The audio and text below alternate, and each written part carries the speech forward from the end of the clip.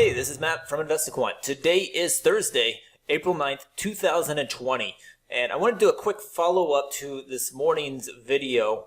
The markets did end up opening higher after the jobs report and some Fed stimulus happening. We did get the open higher, and we have continued higher throughout the session.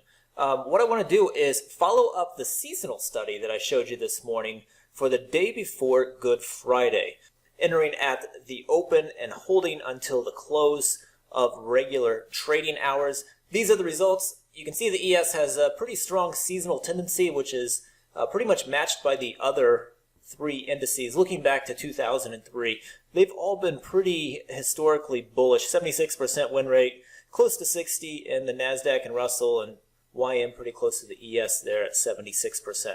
But what I want to do is just follow this up and show you something kind of cool that you can do here. Going to a different setup. So if I do an intraday time-based setup, I can come in here and evaluate the exact same setup going into the close.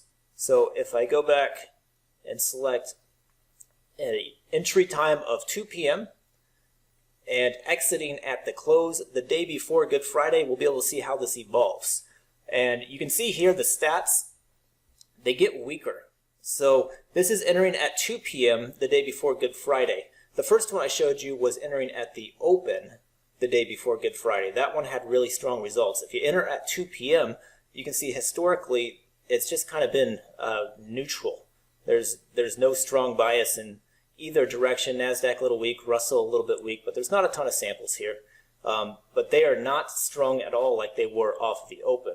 And if I come in here and check out a different time, we'll go to 3 p.m.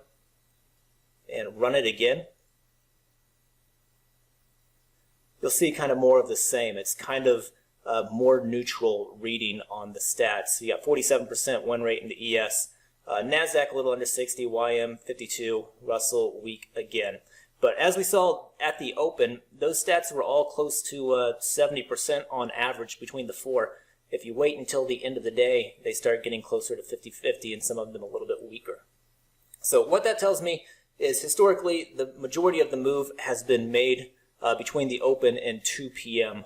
On the upside. After that, it's been pretty neutral. So not necessarily a strong or a weak bias going into the close, but perhaps the majority of the move has already happened.